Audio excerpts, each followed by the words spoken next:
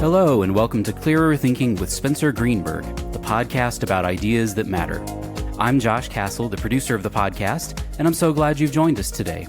In this episode, Spencer speaks with Alex Edmans about the nuances of particular cognitive biases, defining ESG and its correlation to industry performance, and supporting cognitive and group diversity.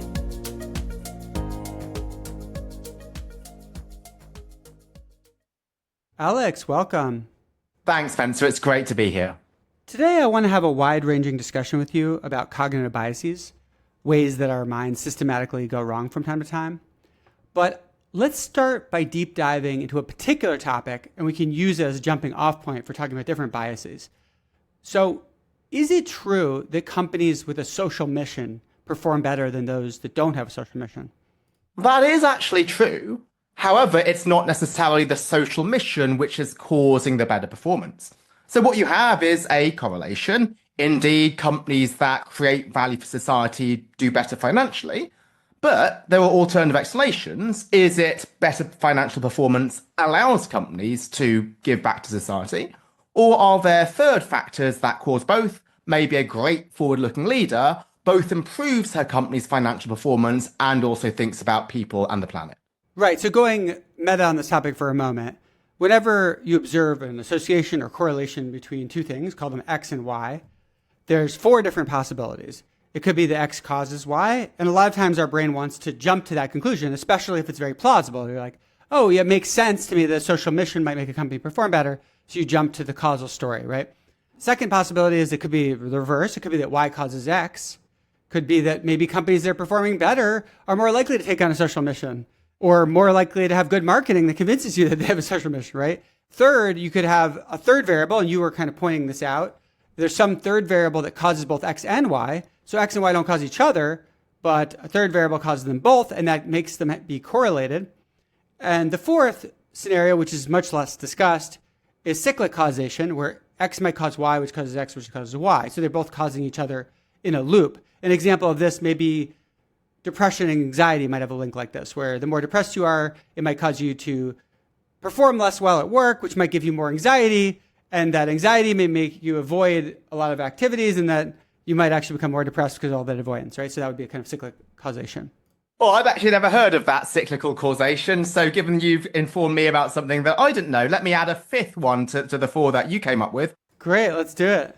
And that may be that it's just lucky. So even if it's statistically significant, it could be the product of data mining. Maybe the experimenter looked at many measures of financial performance and many measures of social mission. And that's quite easy because there are a huge range of ESG measures out there, and they are just reporting you the one set of variables that works. Maybe they tried lots of other ones and they didn't work, but they're hiding them away from you because they don't support the view they'd like to portray. That's an excellent point. So if there's a correlation or association, the first question we have to ask is, well, is it really there?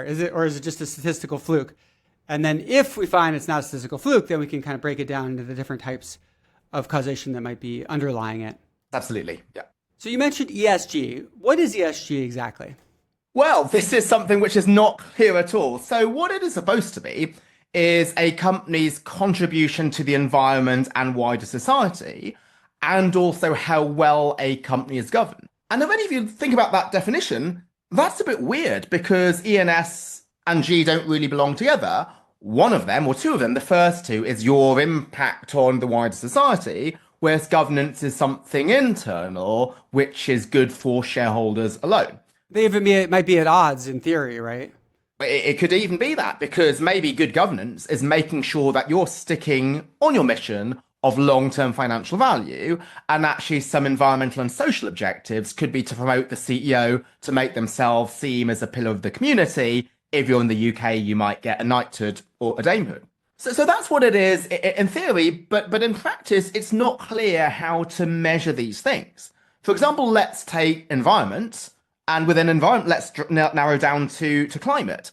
Is a climate factor your impact on the environment, how much carbon you emit, or is it your sensitivity to climate change? So if I'm a real estate company, how close I am to the water.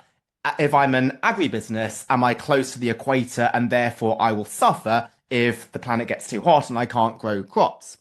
And that's true with lots of the other factors. For social factors, do we think about demographic diversity, or do we think about socioeconomic diversity, or do we think about equity and inclusion? So it has become a catch-all for anything that people think is important about a company, but different people think different things are important, and that's why you see the politicization of ESG, particularly in the US.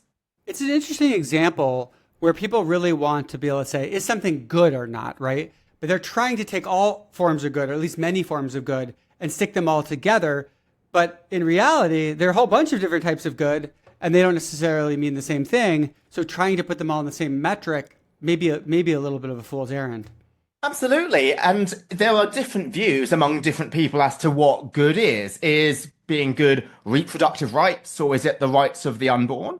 And maybe even the same person may change his or her view over time. So defense was previously considered to be a bad because that produces weapons and that kills people.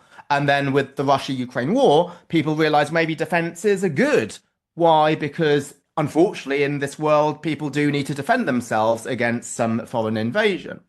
So it's not clear why we want to say things about ESG as an umbrella term, rather than making more specific, precise statements about each individual component: carbon emissions, sensitivity to the environment, demographic diversity, socioeconomic diversity. It's just like you would not make a grand statement such as food is good for you, or food is bad for you. Ice cream and broccoli have quite different effects on your health. And yet many people want to say, these kinds of foods are good, these kinds of foods are bad, full stop, as though broccoli is automatically good no matter what else you're eating, and ice cream is automatically bad no matter what you're eating. But of course, well, if you're already eating tons of leafy green vegetables, probably broccoli is doing nothing for you. And if you're starving, ice cream is a pretty darn good food to eat. Yeah, so what you're just discussing, Spencer, in both of your last questions, is a bias called black and white thinking. We like to see the world in absolute terms. And so the first question was seeing everything under the same umbrella, all the same. So viewing all ESG as being good or bad, all food as being good or bad. But then the second form of black and white thinking is not realizing that even if something is good on the whole, it might only be good in certain situations. So yes, broccoli in general might be good, but if you are carbo loading for a marathon the next day, it's not. And even if you're not carbo loading, it still is only going to be good up to a point. Once you've hit a certain point, it's going to hit diminishing returns. But these nuances, we don't like them. They make life complicated. You can't tweet something into 280 characters. It's much easier to say that blueberries are a superfood, and they're a superfood for everybody in the world, not just 40-year-old men with 3 children. We have a tool on our website, clearthinking.org, called the nuanced thinking techniques. And we teach about 3 binaries and the potential solutions to those binaries. In the binary that you mentioned, black and white thinking, the solution that we talk about is what we call gray thinking, where you think of things not as good or bad, but you think of everything as having a mix of good and bad. That doesn't mean everything is equally bad. Not all shades of gray are equally gray, right? Or equally dark. But you think of it as, okay, everything has some good and some bad. So let me think about what are the bad things in the good and what are the good things in the bad, and then trying to come up with sort of a net conclusion based on that. Absolutely. And also the different goods and bads might apply at different points in time in different situations. And so just to understand things can be situation specific, that also uncovers a lot of the nuances in things which are often seen as black and white. Right. And even as we discussed, even the idea of thinking about, okay, things are good in some ways and bad in others, you often can't reduce it to a single metric of good, right? Can be incommensurable goods, like one thing produces equality and another thing produces benefit to an individual, right? And like, well, how do you compare those? It's very hard to compare. Yeah, and this is one of the real problems of ESG, is that you want to take your one particular metric, which you believe is good and trumps all others. So let's give an example. So I'm serving on the advisory council for Novo Nordisk, a large European pharmaceuticals firm, which many people will know has these great weight loss drugs, Wegovy and Ozempic. And they've chosen to sell some of those drugs to developing countries, even though there's excess demand for them in Western Europe, and Western Europe can obviously be paying much more. Now, not only are they sacrificing financial returns, but they're also worsening their carbon footprint by shipping these to developing countries. But on the flip side, if they're able to address obesity in a developing country, there's a huge social benefit for that. And also there may well be an environmental benefit, because if you don't get type 2 diabetes, you don't have to have 3 hospital trips a week, all in car journeys to get dialysis. But one of those forms is very easy to measure, which is the carbon emissions now. The social impact of obesity avoided is difficult to measure, and even more difficult are the carbon emissions avoided, and therefore you only focus on one particular dimension of good, which is highly measurable. And this might be why the climate movement has become so active. And obviously climate is a really important social issue, but there's many other important social issues which may not be as measurable and therefore have not had as much attention. Yeah, the point about measurability is a really interesting one, because there can be this temptation to focus on whatever we can measure and neglect the things that we can't measure, which might actually be more important.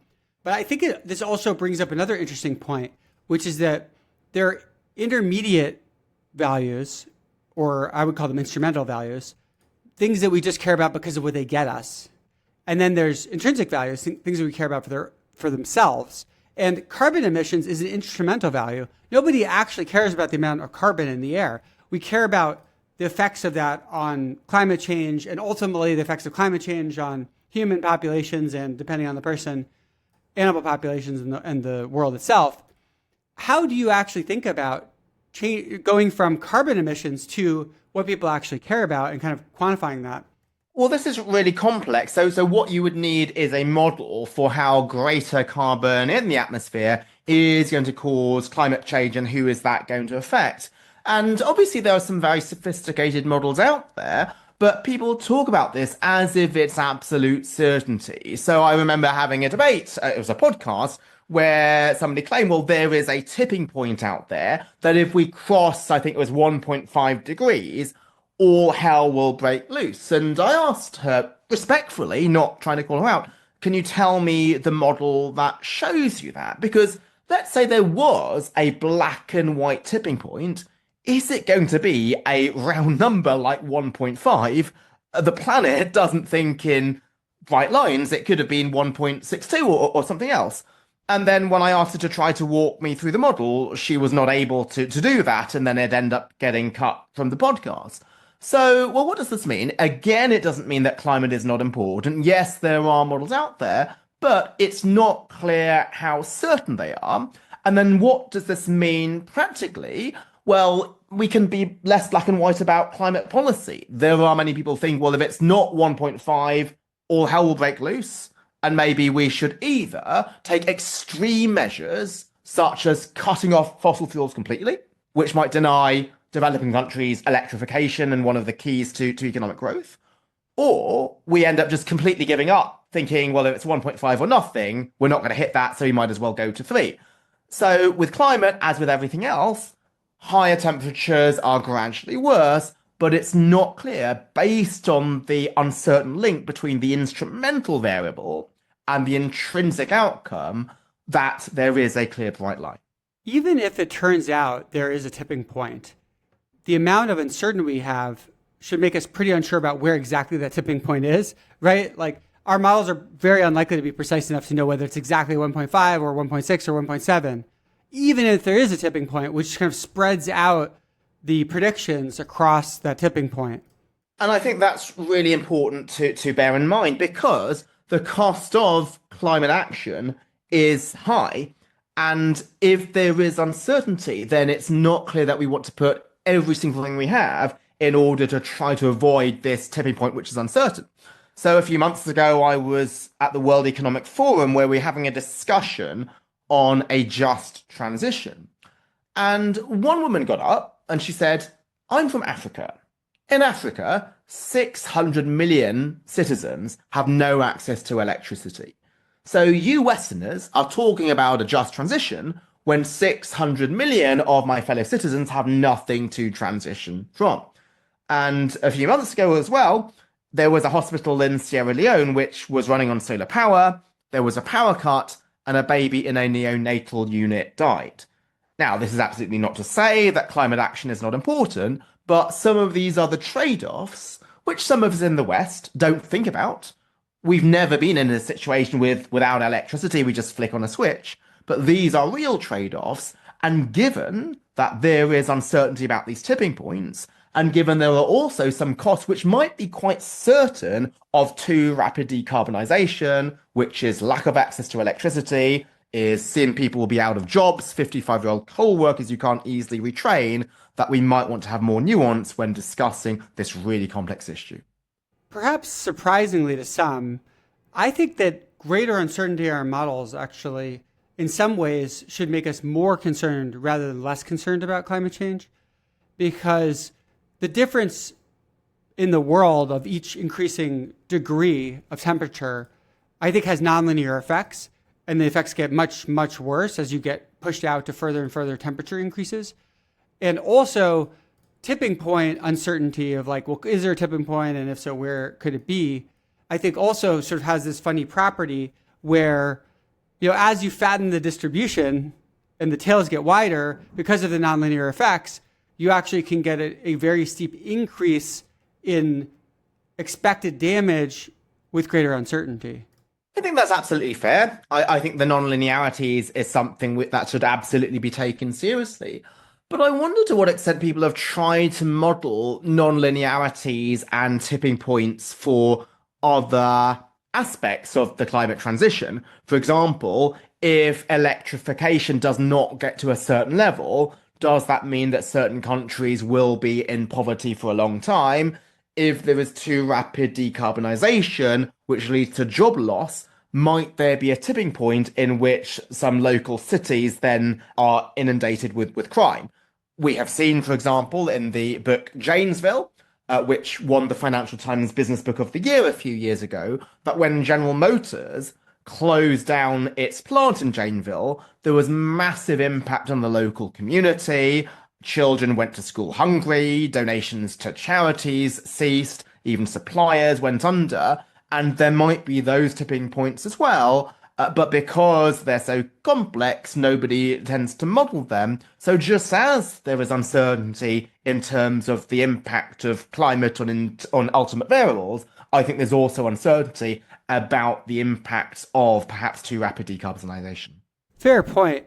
It's kind of funny, though, because the debate can end up getting framed as, should we scrap all of the gains from using fossil fuels to help protect the future from climate change, when in reality, there's so much common sense, quite useful legislation that nobody can get passed that is sort of like a clear win, where you're saying, oh, wait, what about just taxing the worst offending behaviors and letting people kind of then adapt to that by, once you've internalized the externality, let people adapt in whatever ways they find most efficient to do so. And yet much of that can't even happen.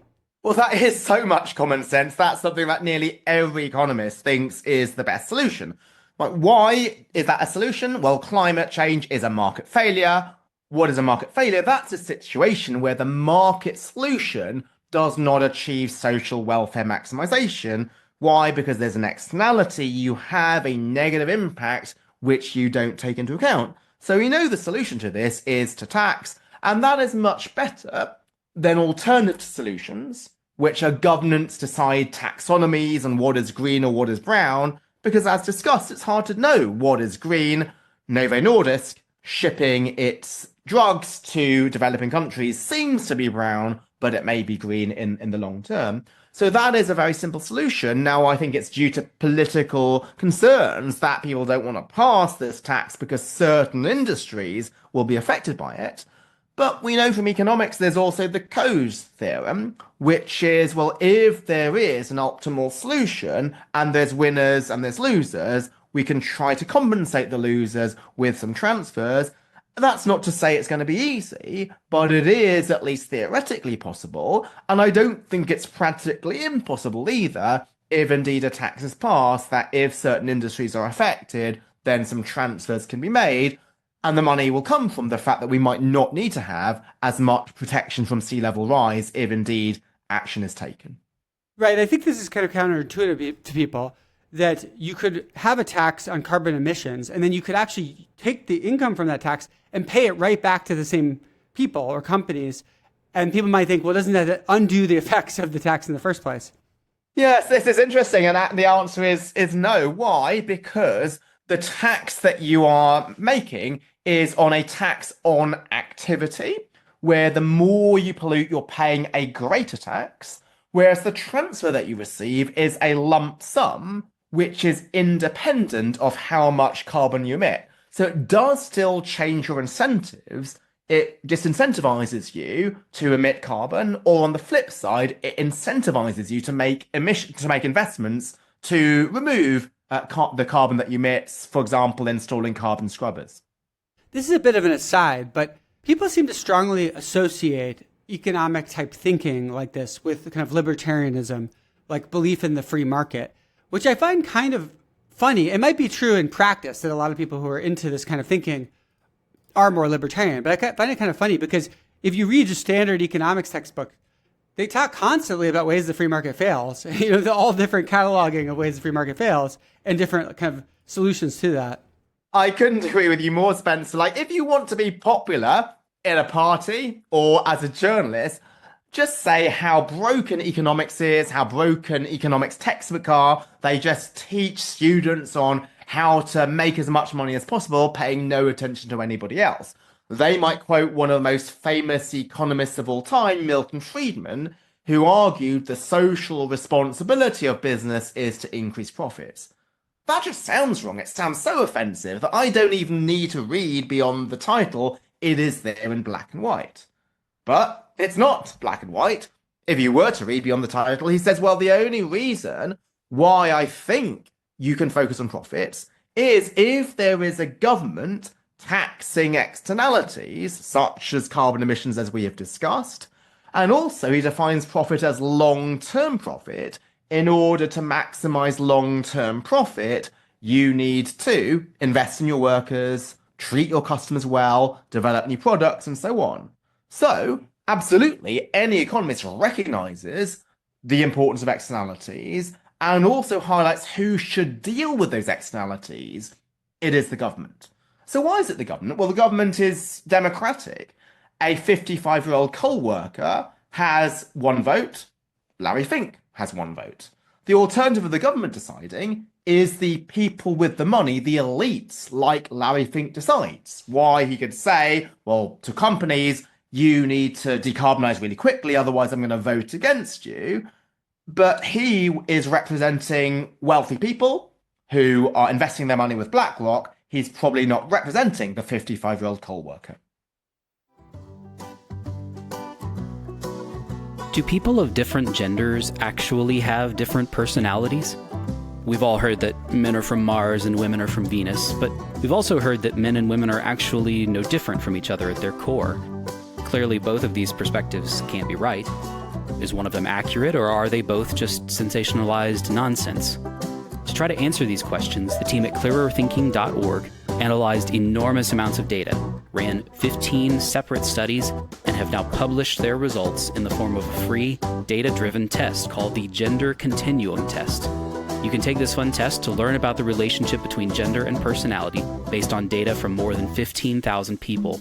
And you'll probably learn some things about yourself in the process too, since it'll provide a personalized analysis of your personality. To take the Gender Continuum Test, or to find Clearer Thinking's other free tools and mini-courses, visit clearerthinking.org.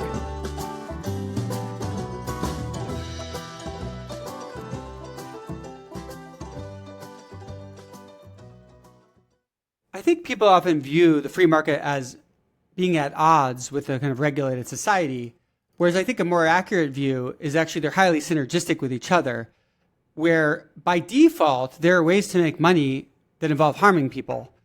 And to make the free market work much better, we need to make it illegal to make money by harming people. And we need to make it so that all financial activity and market activity, to the greatest extent possible, is either neutral or beneficial to society.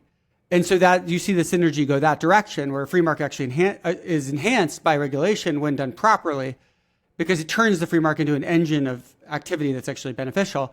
And then on the flip side, the free market generates growth, economic growth, that then can fund transfers of wealth, can fund more social programs and so on, which can make a regulatory system be much more beneficial to society? If I'm the manager of a great soccer team and I want free and fair competition, I would like there to be great referees. I would like the referees to make sure that fouls are punished, that offsides are called. Why? Because if there is good refereeing, then the best team will win. And that's the same with the free market. So Libertarian does want free competition. They want innovative companies who are driven to beat their competitors, but driven to beat their competitors through offering the best products and providing the greatest customer service, not through undercutting things in bad ways, such as, say, dumping waste in the river or having child labour. So it's absolutely consistent for somebody to believe in the free market, but also to want there to be regulation. Indeed, my first book, Grow the Pie, which was about a market-based solution to externalities, it shows how it's in a company's interest to care about society. It had an entire chapter devoted to government regulation. And that's also essential to Milton Friedman's argument.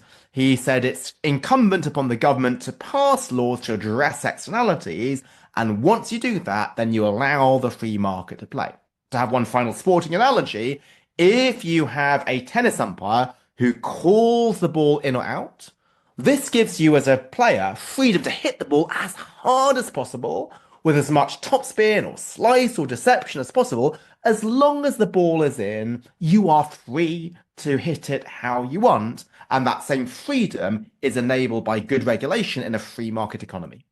Going back to a topic we were touching on earlier, so we talked about kind of different issues in defining ESG, but there's still these interesting questions that remain about the links between the different components of ESG and company performance. Could you tell us a little bit about that?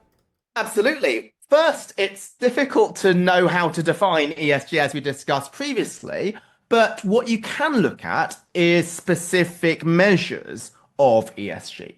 So one of my own papers, and this is how I got into ESG myself, looked at the link between employee satisfaction and a company's long-term stock returns. And what I found was that companies which were in the list of the 100 best companies to work for delivered higher returns than their peers by 2.3 to 3.8% over a 28-year period. And that's going forward. So you measure employee satisfaction at time zero, and then you look at stock performance in the future from there? Correct. And that attenuates the concern that once a company is performing well, then employees are happy. So I measure employee satisfaction first. I give the market a full month to react, and then I don't start measuring my returns until after that month. And so it's employee satisfaction first, and then performance afterwards. And then I try to control for lots of variables, such as size, recent performance, your industry, and so on. So that is a result which is supportive of sustainability paying off. But then there's other studies where the evidence is much less clear-cut. And sadly, I wish this was not the case. This is the case for climate emissions, for carbon emissions. If you emit more carbon, you actually deliver higher returns. And why is that the case? It's because carbon emissions are an externality. Some companies are able to get away with emitting carbon, whereas their peers who are investing in carbon scrubbers, yes, they're doing good for the planet, but right now, without a carbon tax, they're eating into their profits. Let's talk about the link between stock performance in the future and factors that we might care about, like how likely are a company that we start is to succeed, or if we're an organization, are we going to do better if we emit less carbon or if we have higher employee satisfaction? So with those two factors, I view them as quite different from each other. I know they're often bandied together in this term ESG, but one of them is internalized and the other is an externality. So if I treat my workers well, they'll be more motivated, more productive, and more likely to stay. That doesn't require government regulation or policy coordination. So this is why I studied human capital. And this was all the way back in 2006, 2007, when I was doing my PhD at MIT. ESG wasn't a phrase back then which was so popular. I studied human capital, not because it was an ESG factor, but it was a highly material, important factor for long-term success. If you contrast that with carbon emissions, That is an externality. That is something that affects wider society, but it's not clear whether I will ultimately benefit or suffer from my emissions if there is no carbon tax. So that's why it's quite plausible for one of them to be linked to long-term returns positively and the other to be negatively linked. With the carbon emission result, companies getting higher returns on average when they emit more, there is an alternative explanation for that, right? Which is that if you believe in the efficient market hypothesis, in order to get higher returns in some predictable way, you have to be taking on more risk. And so an alternative perspective is that, oh, wait, maybe higher carbon emitters are just riskier companies to invest in. That's why they pay more. That's absolutely right, Spencer. And that's actually the author's interpretation. And in fact, most of the finance profession's interpretation. So they like to believe in efficient markets and they will say, well, high returns. Well, we know the only way that you can get high returns is due to high risk. The reason why these emitting companies are earning high returns is that shareholders would never invest in them because of their risk unless they were compensated with higher returns. Now, that is certainly plausible, but it's quite opportunistic in that whenever you see high returns to green companies, you don't say this is proof that green companies are risky. You say this is proof that greenness is good. Now, when you see high returns to brown companies, you say, well, this is proof that brownness is bad. So either way, you are going to find an interpretation which is consistent with the idea that sustainability matters. And so this is the idea of confirmation bias. You interpret a result as consistent with your view. Notice, however, you can test which is true. Are those higher returns due to higher risk, as you suggested, or is it due to outperformance? And there is a very basic test in finance to do this, which is about 30 years old. What you do is you look at earnings surprises. What is that? Well, every 3 months in the US, a company announces their earnings. And before it does so, analysts like Goldman Sachs and Morgan Stanley predict what they are.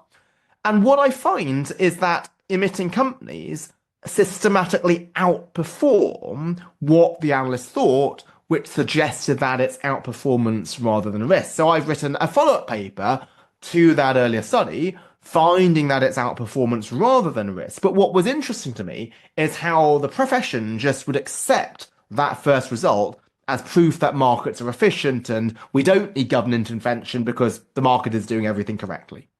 Yeah, it's fascinating that the same result could be taken to mean the complete opposite thing depending on what your perspective is on it coming in. Yeah, so if you go back to my employee satisfaction result, I don't think anybody would take my employee satisfaction result and say the fact that employee-friendly companies outperform is proof that employee satisfaction is bad for you because those high returns are compensation for the risk of employees being too happy. We typically think high returns, if you have done the standard risk adjustments, are measures of outperformance. But because people don't like the message that these brown companies are getting away with emitting, people instead have the alternative explanation that those high returns must be due to risk. I think there's an important distinction to draw here because in the case of people not jumping to the conclusion that higher employee satisfaction leads to more risk, you might say, well, that's totally reasonable because there's no reasonable causal story of how having happier employees makes a company riskier. And that actually seems like a reasonable inference because of a lack of such plausible causal stories. On the other hand, the other case where people go in and say, well, if it looks like it has higher returns, it must be due to risk. If it has lower returns, it must mean that it's also less good to do because it leads to less performance. So either way, either result, you kind of view it as a bad thing for carbon emissions. That seems like pure bias because you're going to get the same answer regardless of how the empirics come out. Yes, although interestingly, you could think of some reasons for why high employee satisfaction could be risky. In fact, the peer reviewers of my paper threw that at me when I tried to publish my paper all those years ago. So the stories were, well, actually, employee satisfaction, that's an intangible asset, which is not worth much in bankruptcy. Maybe the companies that are investing a lot in corporate culture are not investing so much in bricks and mortar, and therefore if there's a bankruptcy, then there's less collateralizable value. And so back then, because people didn't like ESG so much. They made me go through so many hoops in order to get this paper published. I had to do the earnings surprise test to show that it was outperformance rather than risk. And I should have gone through those hoops because it was a top journal. They should indeed apply the most rigorous standard. And I thought it was entirely legitimate for them to throw at me the alternative story that maybe employee satisfaction is risky. Yeah, maybe to me, I don't think it's so plausible, but that might be because I'm biased. And so I wanted to be fair-handed and they forced me to do that. But then when you look at the studies on carbon emissions, it is entirely plausible, as you're suggesting, Spencer, that it is due to outperformance, not risk. But because everybody wants to believe that ESG pays off, the top finance journals and the finance profession more generally did not make the authors do the most basic test. Certainly from a point of view of rigor, doing the test makes it more rigorous. Absolutely. I still think the point stands, though, that the plausibility of alternatives does matter. Like if a priori, it's incredibly unlikely that Y causes X, and it's quite likely that X causes Y, that should affect our judgment when we get data about the linkage of them, what direction the linkage goes, right? That's entirely fair, because what does data do? That causes you to Bayesian update. But if your prior belief of a certain alternative explanation is so low, then you're not going to be doing much Bayesian updating. So you might come up with completely other stories for why there could be a link. Maybe if a company is on the best companies to work for, then suddenly employee-friendly funds will buy into those companies and push the stock price up. And that's what's causing the outperformance. But back then in 2007, there were so few SOI funds to begin with, and the magnitudes that I found were so large that it's extremely unlikely that that could be even a partial explanation for my findings. So maybe it's not worth spilling ink in order to rebut that. And this is important more generally because one of the concerns that people have with academic research is there's too much refereeing. Now, I'm obviously somebody who believes that rigor is important and the most plausible alternative explanation should be addressed. But if you are trying to get 100% of the answer in 5 years, rather than 95% of the answer in 1 year, then maybe papers on the most important topics will just never be out in a timely fashion.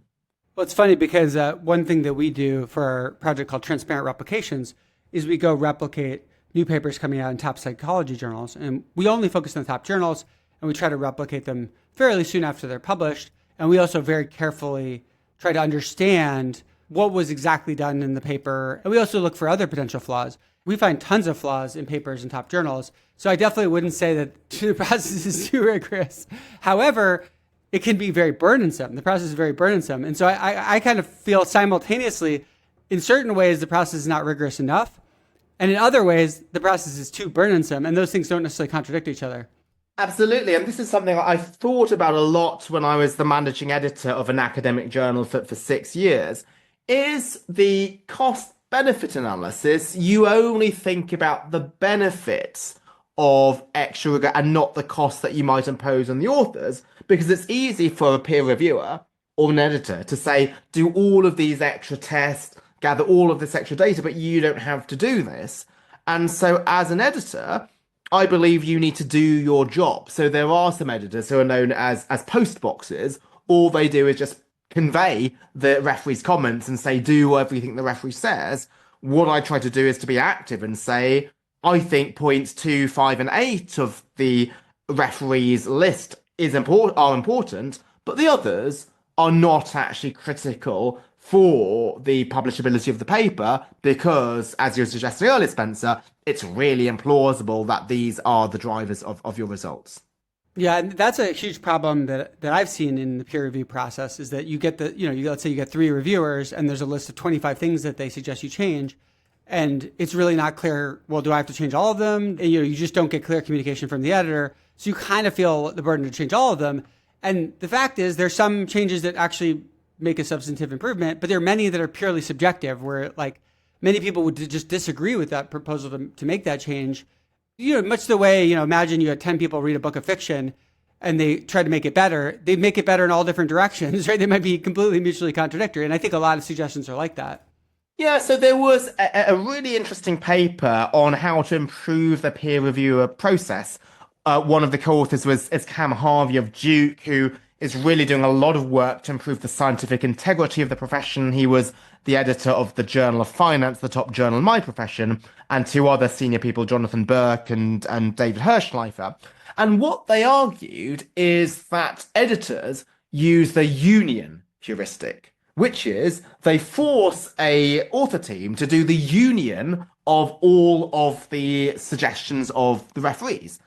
They instead suggested they should employ the intersection heuristic, which is only focus on the common intersection of those three, because those are the issues that everybody agrees to be serious rather than something which is idiosyncratic. Now, one might say you don't want to be at either extreme, and they were not presenting these as models to follow, but just as two sides of the spectrum.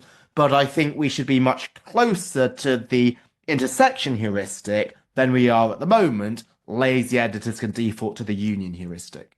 That's very interesting. And, I imagine something like, okay, if 2 out of 3 of the reviewers say something, it's probably pretty good advice. I think that's a reasonable heuristic. As far as I know, the reviewers always work independently. At least that's always been the fields that I've published in.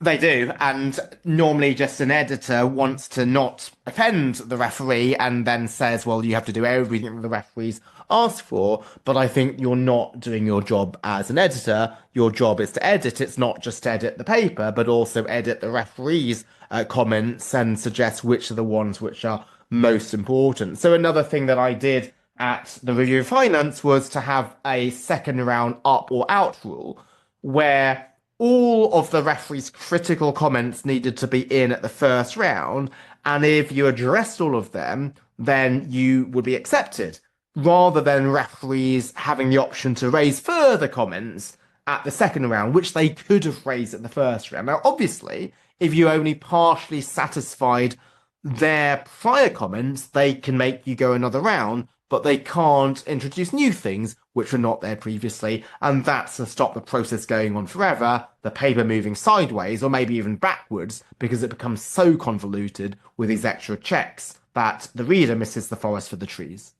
Yeah, that seems very sensible. We sometimes publish our own work, but typically we do it by partnering with academics.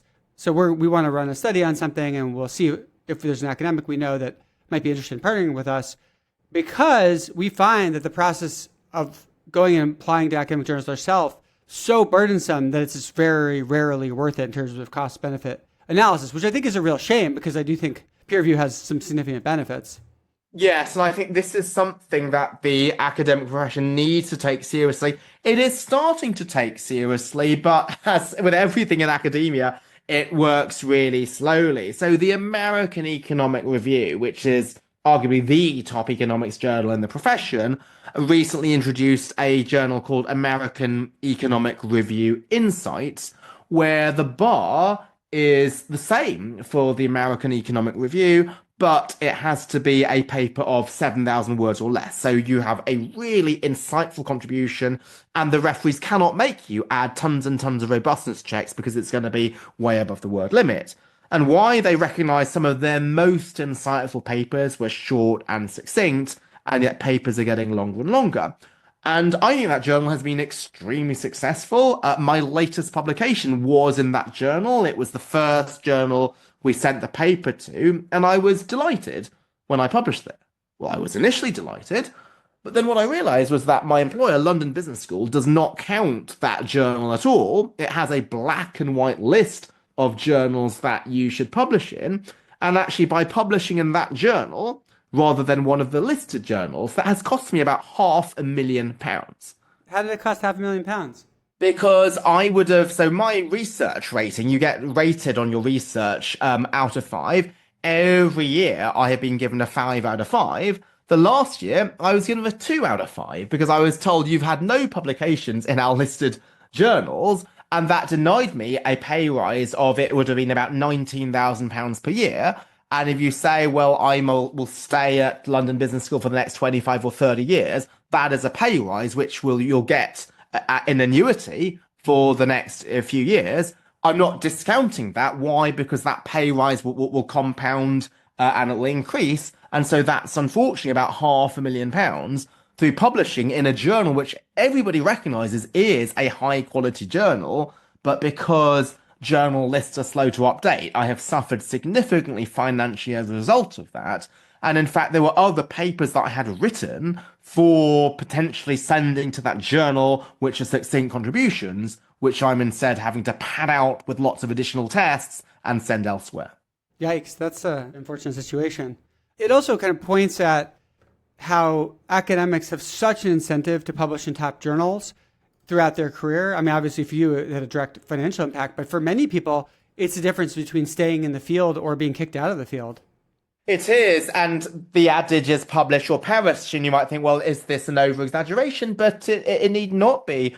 Why? Because the tenure system is so binary. Now, I'd never heard of the tenure system before going into academia, and when I first heard about it, I thought it's crazy. So how does it work? After a certain probationary period, it was 6 years at Wharton where I started, it might be 10 years at Yale or Chicago, you are evaluated for tenure. And if you get tenure, you have a permanent job from which you can never be fired. But if you don't get tenure, you're immediately out. You can't reapply for tenure the next year. It's not like a law partnership where in some cases you might be able to reapply in the future. So given that this is actually a tipping point, it is really binary, then you have every incentive to publish as many papers as possible prior to tenure. Now, one might think, well, that is surely a good thing. We want people to work hard, but not necessarily, because it goes back to our earlier discussion about quantitative measures versus qualitative measures. So what people focus on is the number of papers, not so much the quality. So maybe you have many papers in top journals, but they're not actually adding so much to each other. You've sliced the salami quite thinly. Also, and this is really bizarre because it should be so easy, people don't typically divide by the number of authors. A single authored paper may well be more impressive than a paper where you are one of 4 authors and perhaps the most junior. But go on to things like a CV, it will just list all the papers you have, and people will say, well, this candidate has 10 papers in the top journals. Go to Google Scholar, and it will just add the citations of all of your papers without doing that division. So what it might be encouraging is quantity, not quality, is numbers over impact. And that's even before you think about some of the concerns in terms of data mining that I mentioned earlier, where if there is such an incentive to get a paper published, then may you do things like run tons of regressions and only report the one which is significant. Makes me think about Goodhart's law, the idea that when you pick a particular measure as kind of the target and the goal, people start manipulating the measure or doing anything they can to kind of technically hit the measure, but now it might lose a lot of the value that you originally set up the measure for. You know, you imagine that at some point in time, maybe publishing in top journals was a pretty good proxy for being a great scientist, but then at some point, people just become experts at gaming the system and technically getting those publications without contributing that much to science. Well, there's the old adage that a cobbler's shoes are really in poor condition. And similarly with academics, there's so much academic research showing how you should incentivize and reward and motivate people, which is not followed. So Goodhart's law was discovered by an economist, and yet the economics profession doesn't necessarily seem to recognize that. Looking at just the number of publications, not dividing by the number of authors, having a black and white list of journals which ignores the fact that there could be some really important and high impact new journals where just because maybe you only update your list once every 10 years, that has huge disincentives and also has huge financial consequences for faculty. Earlier, we touched on confirmation bias, which I want to go back to. Some people have referred to this as sort of the mother of all biases, or sort of one of the most pernicious biases. Would you agree with that? I would, but that might be my own confirmation bias because I've just written a book about that. But let me try to answer that in an unbiased way. So why do I think confirmation bias is so pernicious? Because it blinds even smart people to exercising normal critical thinking skills that they might do if they were objective. So going back to correlation versus causation, it may well be that everybody knows that there's alternative explanations, but if you're someone who loves to believe that sustainability pays off, you're going to accept that interpretation of the evidence. And you don't even need strong biases for this. So before my first child was born, we took a parenting course and we were told you need to exclusively breastfeed your kids. Why? Because there's really strong evidence that breastfeeding causes all of these great outcomes, such as physical health for the child, mental health for the child, and physical health for the mother recovering from a difficult pregnancy. And I accepted all of that. And it was only much later that I looked into the evidence and I found it was correlation but not causation. What is the third factor? It's family background. The mothers with a more stable home environment were able to breastfeed, and that stable home environment also led to the benefits. If you control for family background, does the effect go away? Absolutely. So that is the omitted variable, which should be something that I, as a card-carrying economist, should have thought about, but I didn't. Why? Because of my bias. And you might think, well, how am I biased about breastfeeding? Well, maybe I could be biased about sustainability because I've written lots of papers on it. Maybe I'm biased on abortion or gun control, but breastfeeding? But I am biased. Because I'm brought up to believe that something natural is better than something man-made. And even that really small nudge was enough to cause me to accept that explanation. So this is why I think confirmation bias could be the mother of all biases, is that even small hunches could lead you to accepting a preferred interpretation of the results. What do you think the psychological mechanism by which it operates is? Do you think it's more of an intentional bias where when we already think things work a certain way, we just pay attention to sort of that potential solution and don't even think about the other solutions? Or do you think we do think about the other solutions, but we dismiss them because we kind of it kind of feels better to believe one versus the other? I think it's both that you mentioned, Spencer, and it's more than what I think. Let me go not from my biases, but actual scientific research. So what neuroscientists have done is they've done MRI scans to see how people react when they see information. So one experiment took a group of students and they read out a statement that they previously said they agreed with. So some of those statements were political, such as the death penalty should be abolished, and other statements were non-political, such as the purpose of sleep is to rest the body and mind.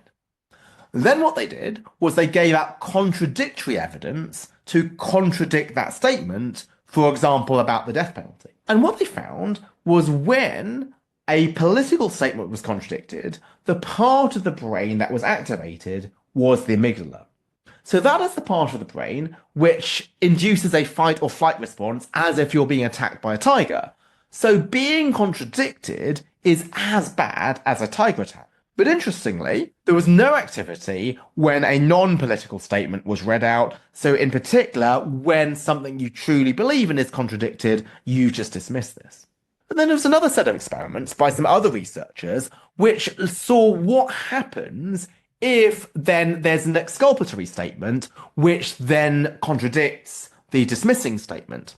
And what they found is that causes a different part of the brain to light up, which is the striatum. It releases dopamine in your bloodstream. So this is the idea of motivated reasoning that you were mentioning, Spencer, is it just feels good to come up with a reason to dismiss something that you don't like.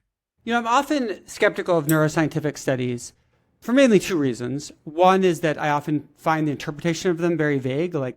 It's like, oh, the amount of blood flow during this activity was different than this activity in this region of the brain. And it can be hard to interpret that. The second is that often they're really small sample sizes. But I do think those are interesting examples because at least with those brain regions, we have a sense of sort of what kinds of things they're activated during. And by showing that they are activating different regions associated with different things, you can get some idea of sort of what might be going on psychologically. So insofar as those are, not false positives, I think that those are interesting examples. Although I don't necessarily know that it showed that it's as bad as a tiger. Maybe it just sort of activates a similar brain region as a tiger would activate. Yeah, that's certainly fair, is that it's the same region, but it might be less in magnitude than a tiger attack. So that is fair. But I think those studies are why I do think it's fair to call them the mother of all biases. Why? Because it's deeply rooted. The way the brain fires, if the amygdala is triggered, it does mean that we might not accept some evidence that is contradictory, or we are chomping at the bit to find a reason to dismiss something that we don't like.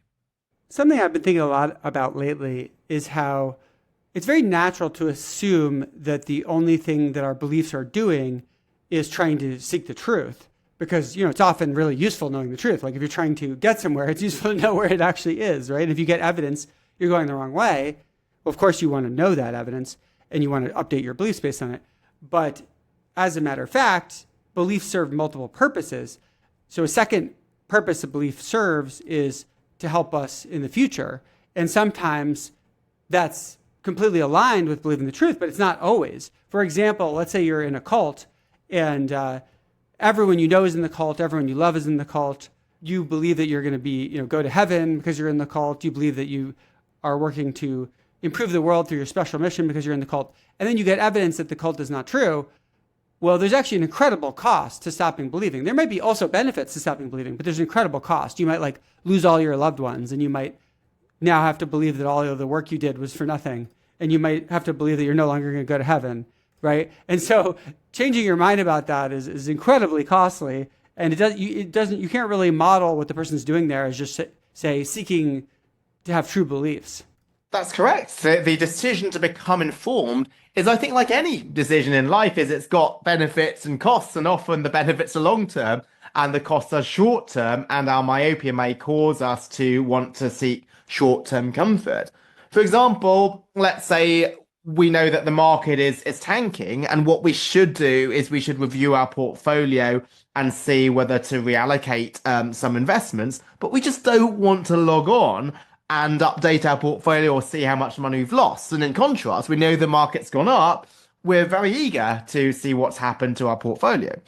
And even I do this. So if I see my emails and I see there's an email from somebody and I know that we've had a disagreement on a particular topic, or there's some really tricky thing that needs to be resolved, I just don't want to read that email, even though it's going to be probably important because an issue that does need to be resolved. So I should want to be informed about what the other person thinks. But because there's a risk that it might be a quite harsh email, I don't want to take a look at that. And that's the same with finding truth about an issue that you feel quite strongly about. Right. I actually put that in a third category of belief. So the way I break it down is you've got beliefs that are focused on the truth.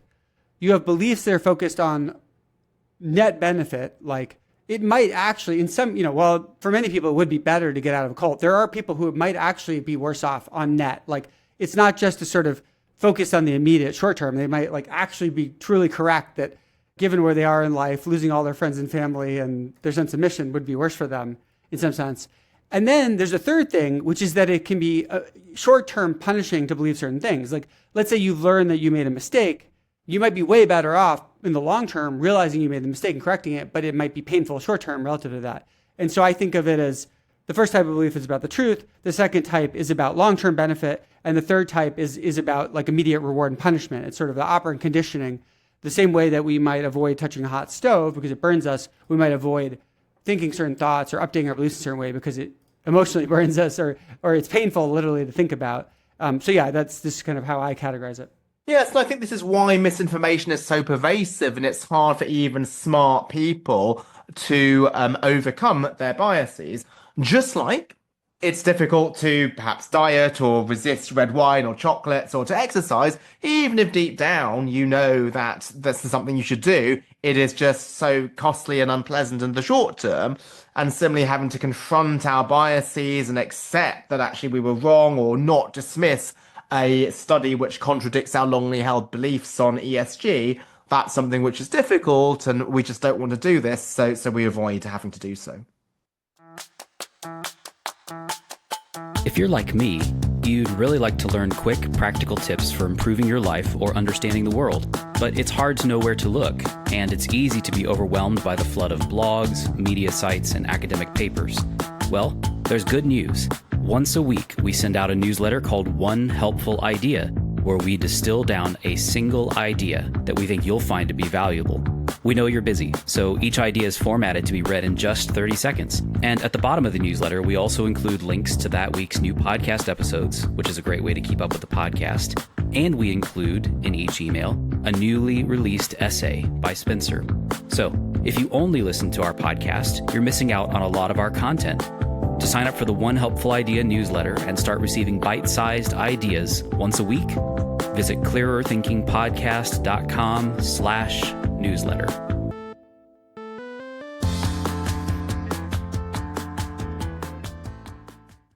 Is there a link between confirmation bias and intelligence? And if so, what is the link?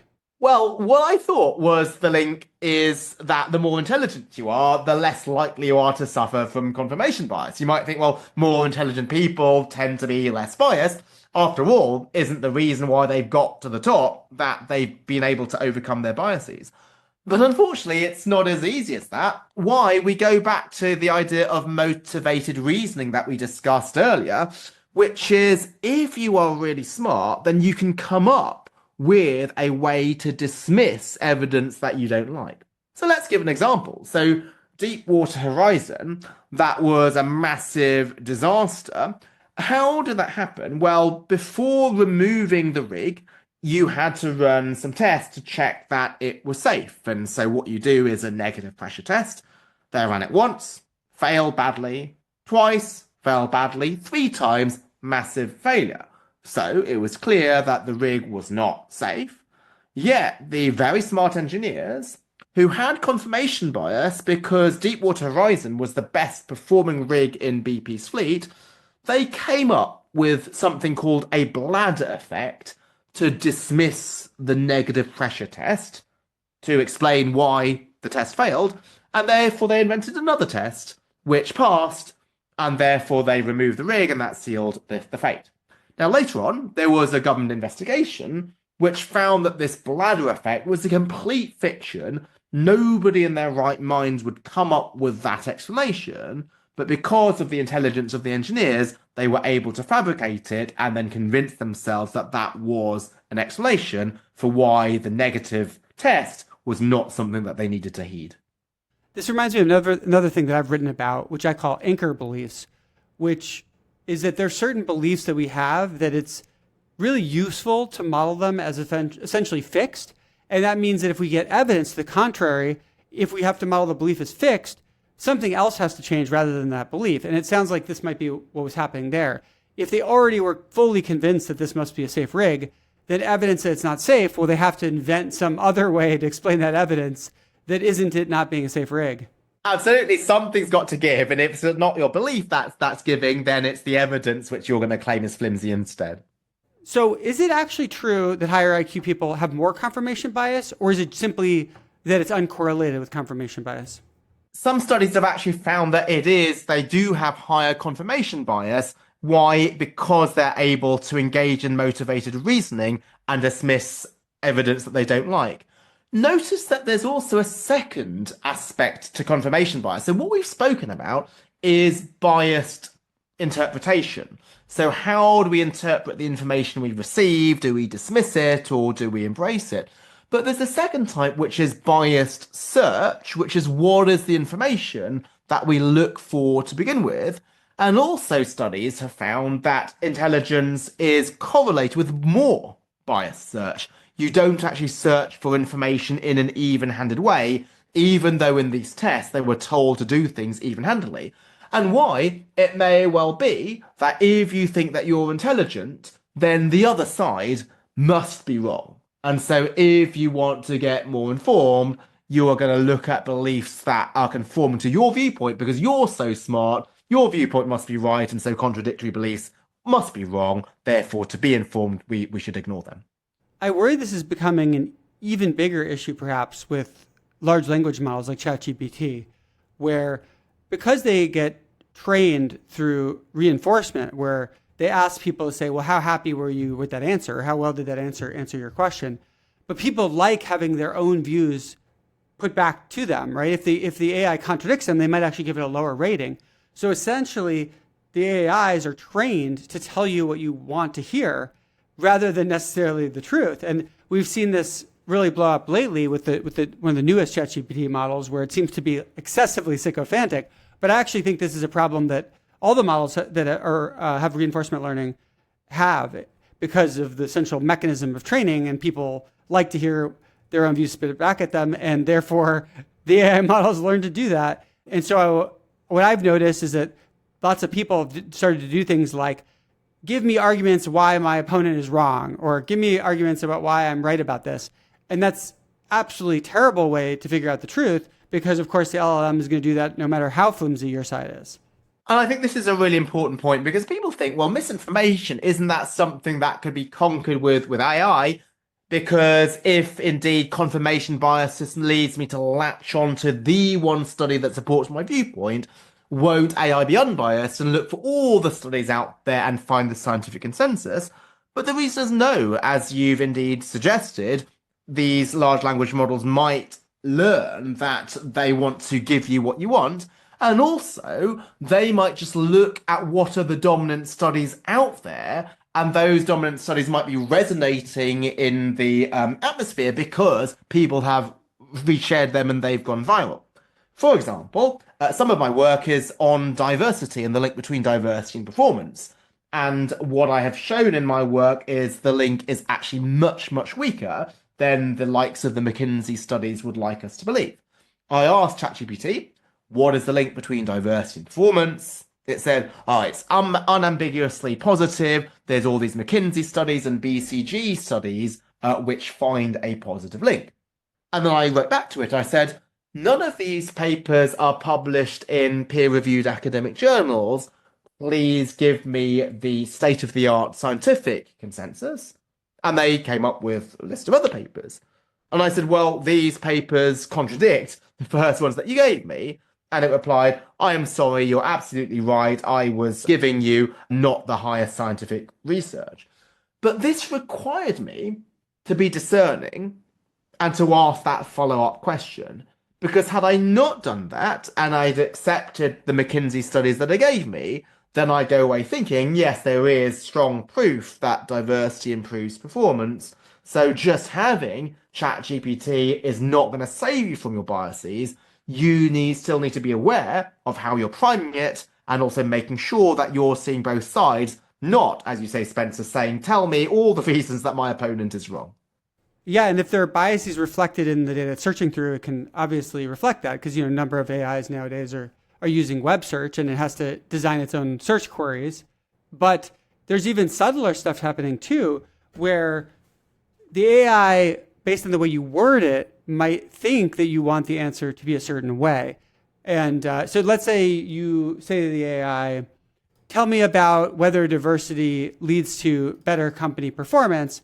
But the AI has access to lots of, quote, memories or other chats where it knows you're a big diversity advocate. It could actually read it between the lines and think, obviously it's not like actually thinking this, but essentially through its modeling, predicting that you're going to be happier with the response if it gives you positive sources rather than negative sources. Oh, I did not know that. And that's a good point, is yes, it's not going to respond just to the current query, but it would have an impression from your prior searches as to what you truly want in terms of your response, even if it's not explicitly stated in the question that you've just asked. Right, because now more and more LLMs are using memory, where they're allowed to access prior conversations or kind of memorize previous things you've talked about. It's sort of like personalized Google search, the way that different people searching Google will get different answers. Well, how is Google doing that? Sometimes it's learning about your preferences. But any kind of technology like that, there's a danger that it creates these filter bubbles, right? Where different people are actually getting in different information worlds based on their past searches. And this is linked to my views on AI. So views on AI do tend to be quite black and white. Some people say it's completely useless, it will not replace humans. Others saying it's going to completely change the world. But it's a tool, and just like all tools, it needs to be used carefully, just like a knife is a good tool if you're a chef, but you can misuse that. So it is something which is able to, much faster than I could search myself, look at the information out there, but it is affected by my priming, it might be affected by my past searches, so I do need to ask follow-up questions in order to ensure that it's not just giving me what it thinks I want to hear. On that particular topic you mentioned of diversity and company performance, how is diversity operationalized? So what these studies do is they only look at demographic diversity, which might be the proportion of women on the board or the proportion of ethnic minorities on the board. And I would love to believe that diversity improves performance. I'm an ethnic minority myself. Many people would love to believe we should have more women on boards of directors. They believe that there's a moral argument to that. But I'm not going to discuss the moral argument. I'm going to here just focus on the link between diversity and financial performance. And this is something which is really, really weak. So McKinsey has released 4 studies claiming a strong link. The latest one looked at financial performance between 2017 and 2021 and diversity in 2022. So it's much more likely that it's financial performance that led to diversity, not the other way around. Once the company is already performing really well, maybe it has the headspace to increase diversity, whereas a company in financial trouble is firefighting and has to focus on other things. There was a study done by the Financial Reporting Council, which is the UK's equivalent of the SEC, which claimed in the executive summary to have found a strong link between diversity and performance. But if you look at their actual tests, they ran 90 different regressions and not a single one was significant, so they basically lied about their results. But because diversity is such a hot button issue, a sacred cow, as you were, that you cannot oppose the idea that diversity improves financial performance, you might be seen as racist or sexist. These are things that people lap up uncritically. If you share this on LinkedIn, then you're seen as a diversity advocate, and therefore there's a lot of confirmation bias going around out there. Yeah, it's a shame because people could still very much support diversity for completely legitimate reasons, as you kind of point out, that have nothing to do with financial performance. You might say, well, diversity helps make sure that a company reflects a multitude of values, or diversity helps make sure that different people have an opinion on what happens in society, and that's a value in itself, right? You don't need to actually lie about its link to financial performance. That's absolutely right. So you could use the moral argument. You just think it's morally good for a company to have a diverse board of directors, rather than saying, well, I'm going to do this to make more money. When I was managing editor of the Review of Finance, I realized that before me, in the 20-year history of the journal, there had not been a single female editor. I thought that was wrong. So I added 2 female editors, not because there was any study showing that gender diversity in the editorial board was linked to a journal's impact factor. I just thought it was the right thing to do. And so I think many companies can justify diversity on those grounds, but it is not right to say we're going to do this because of these McKinsey studies claiming that we're going to make money. Why? Because these studies are extremely weak. That is not to say that there is no financial case for diversity, because you asked how is diversity operationalized? Well, it was reduced to just gender and ethnicity. Now, this is really narrow. This reduces the totality of a person to just 2 characteristics. It gives the impression that if you're a white male, you could never add to the diversity of an organization, even if your background is humanities and everybody else's is science. So what I look at in more recent work is diversity of thought or cognitive diversity. And yes, some of that can come from demographics, but it can also come from many other sources, such as educational background, professional background, and there is stronger evidence that cognitive diversity is linked to financial performance, although it's still far from ambiguous, because as we mentioned earlier, the value of diversity will change in different settings. If you're trying to have a strategy meeting and come up with new ideas, you do want cognitive diversity. If it's an execution meeting where we just want to move ahead, then actually too many different opinions will slow things down. It does seem a priori fairly likely that if people think differently from each other, that can help with like creative solutions, for example, although that would hinge a lot on what we mean by thinking differently from each other. Not all forms of thinking differently would necessarily lead to a diverser set of creative solutions.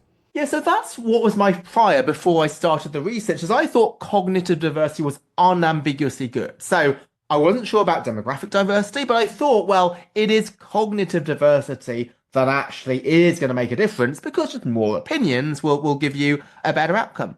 But it's actually not so clear cut, because even if you generate different ideas, it may be that coordination of those different ideas is difficult. How do we know which of the myriad of ideas to actually go with? If indeed people think in different ways, then they might end up speaking different languages. Obviously not literally, but if I'm a more quantitative person, I might just not value the views of a qualitative person, not because I'm being dismissive of them, but I just do not fully understand or appreciate the importance of that analysis. Right, like adding an answer to the faculty of a physics department will certainly increase cognitive diversity, but will improve physics, right? Yes, absolutely. So the cognitive diversity has to be relevant, but even if it is relevant, it may well be that I just cannot understand. I can't grapple with the true significance of what that person is giving me, because I just like to think in numbers and quantitative stuff. I don't appreciate qualitative analyses.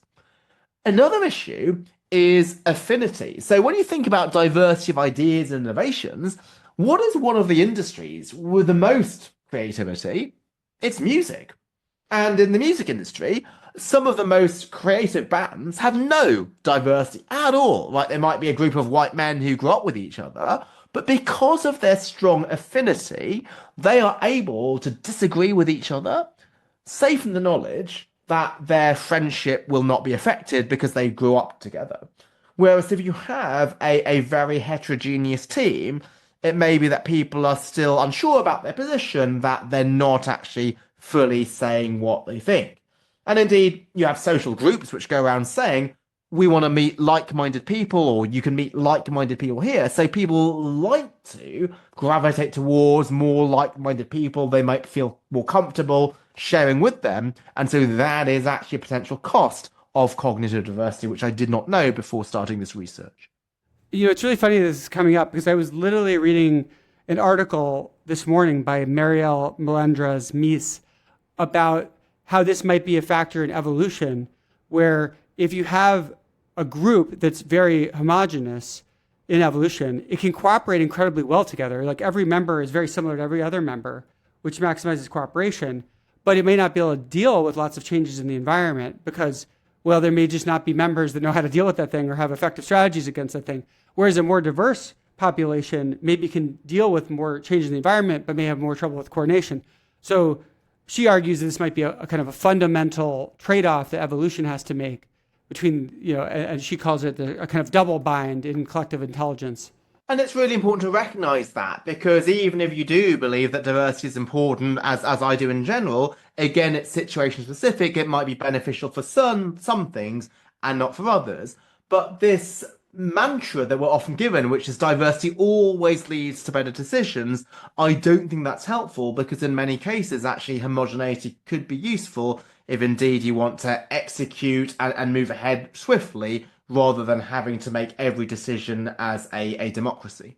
So I know you recently published a book, May Contain Lies, How Story, Statistics, and Studies Exploit Our Biases. And we've discussed some of those biases today. What's another example from your book of a bias that you think is especially important?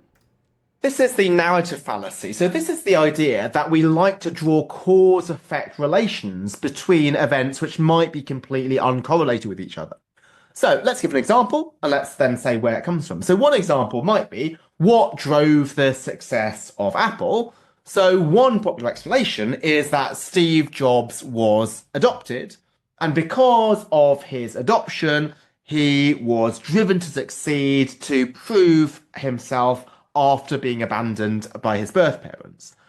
Now, that is a convincing narrative. That's something that we might all believe because we like to root for the underdog. But interestingly, there's another popular narrative, which is, well, Apple is successful because it started with Y.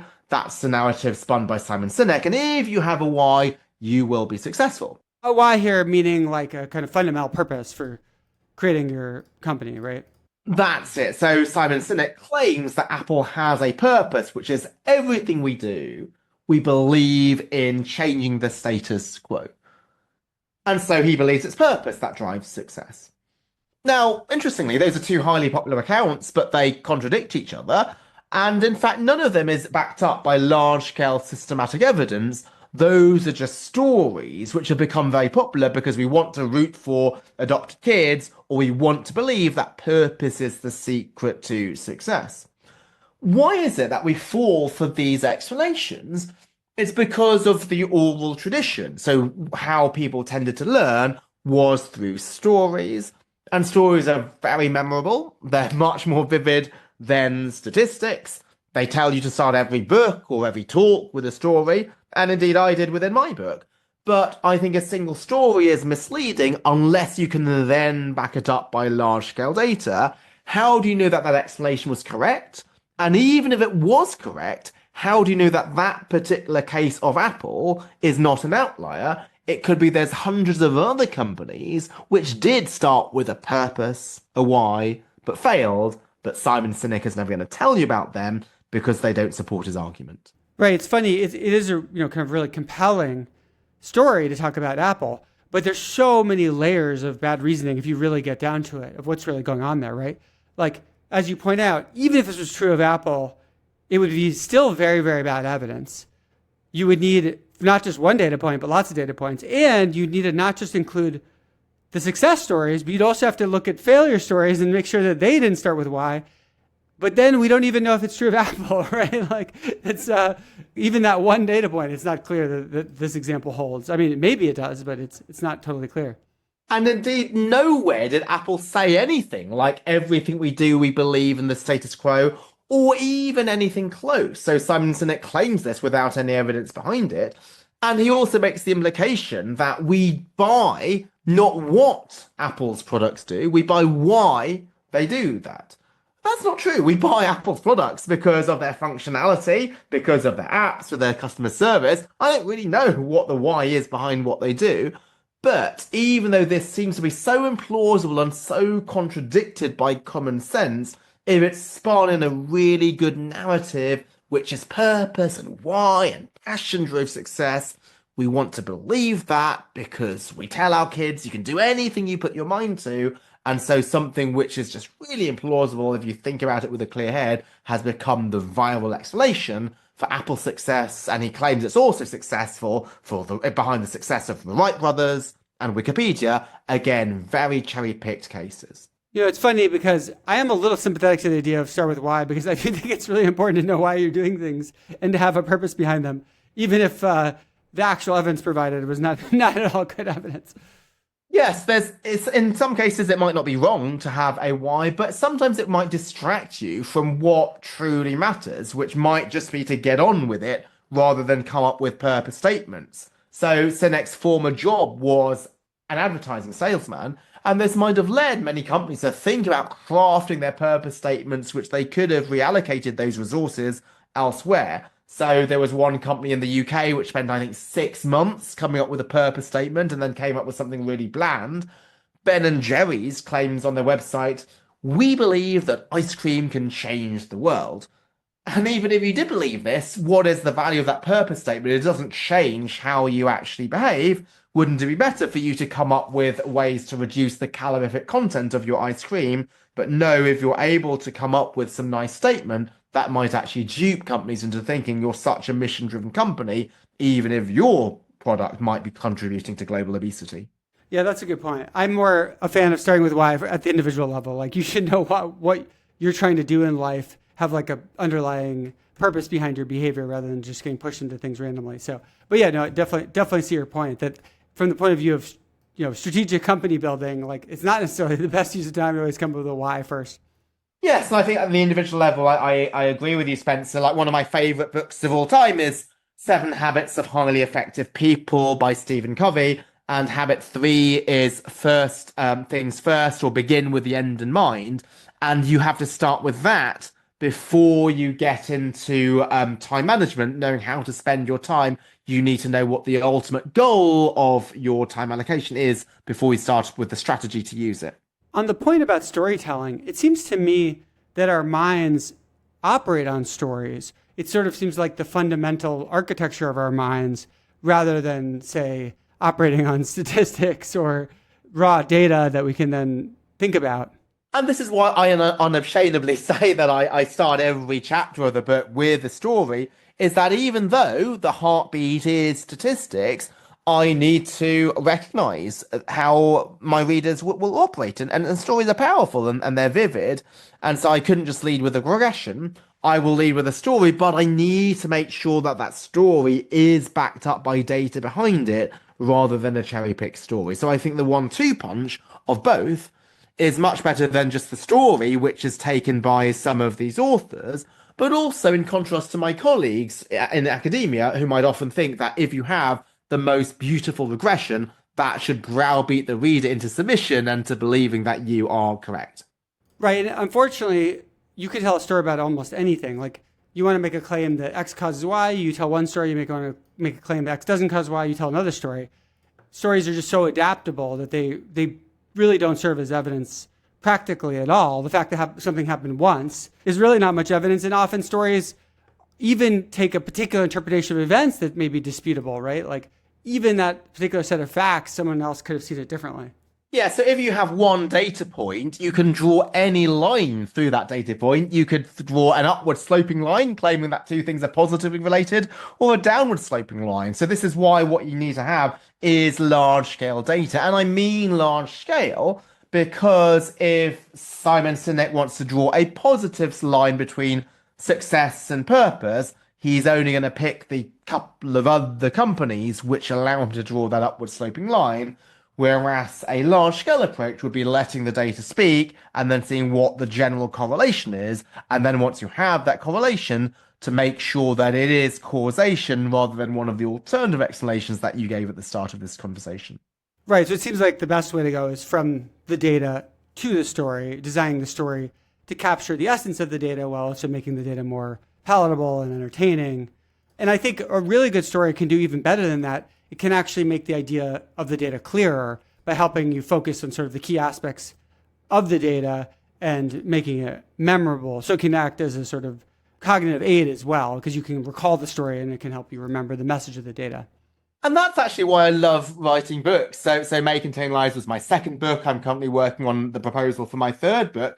And I've done all of the large-scale academic research, or I know of the large-scale academic research because I often cover other people's research in my books, not just mine.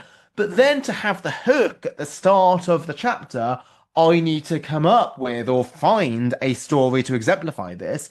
And this is really interesting for me because I need to search for examples of, say, motivated reasoning. One of them was Deepwater Horizon, as I explained. And while everybody knows about that disaster, I didn't know of this negative pressure test and the bladder effect before that. Also, Silicon Valley Bank is another story I have to exemplify this. So the idea of knowing what the large-scale data shows, then to find a story which is vivid and exciting and engaging, but also faithful to the large-scale evidence is what, to me, is the real beauty of writing a book. Awesome. Well, for anyone who enjoyed this conversation, you may want to check out Alex's books, May Contain Lies and Grow the Pie. We'll put links to them in the show notes. Alex, thank you so much for coming on. Really appreciate it. Thanks so much, Spencer. I really enjoyed this conversation. Thanks again for listening. We always love to hear from our listeners, so if you have questions or comments for us, just send us an email at clearerthinkingpodcast@gmail.com. This episode was edited by Ryan Kessler and transcribed by We Amplify. Uri Bram is the podcast's factotum. If you like our show, then we'd really appreciate it if you could rate and review us wherever you get your podcasts and tell your friends about us on social media. We also hope you'll subscribe to our email newsletter called One Helpful Idea. Each week, we'll send you one idea that we think is really valuable that you can read about in just 30 seconds, along with that week's new podcast episodes, an essay by Spencer, and announcements about upcoming events. To sign up for that newsletter or to find show notes, transcripts, and more info about the show, visit podcast.clearerthinking.org.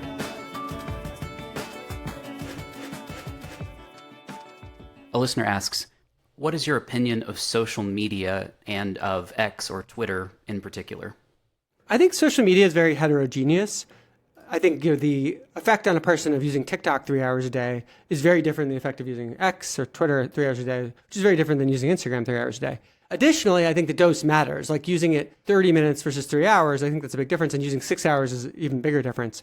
I guess what I would say is that certainly there are ways in which social media can make us more polarized. Like on X, you can see people promoting the sort of worst ideas of the other side or promoting things in the most inflammatory way possible. And so that can be a problem. On the other hand, it can be a great way to learn what's happening in the world or hear about ideas you've never heard before or just get entertainment. So even within a single platform, you can have heterogeneous experiences where some people are in this corner of Twitter that's all just getting angry all the time and they're seeing things that fill them with rage, and other people are discussing philosophy, right? So not to say that that's the norm on Twitter, it's certainly not, but you can find that there. So I think basically we can't say social media good, social media bad. We have to say which social media, how is it being used, how much are you using it? How do you think X has changed since Musk took it over? My anecdotal experience as someone who posts a lot on it is that on the one hand, a bunch of progressives left Twitter, which I think is a shame. I think it would be a better place if they had stayed. On the other hand, more conservatives have come, and so it's definitely shifted rightward on average. I don't think it's necessarily bad to have more conservatives there. I would rather it be a vibrant place that has all kinds of people there. However, I also think that there's certain kinds of hate speech that are more accepted now. I mean, after Musk took it over, it was the first time I ever had people say truly atrocious things to me that were really beyond the pale. And I just had never had that happen on Twitter. Like, yeah, people are jerks, but this was, on the level of real hate speech kind of stuff being said to me. And so that was a new experience. And I think definitely they allow more kinds of speech, and there's benefits and there's harms to that. The harms are people can say horrible hate speech and get away with it.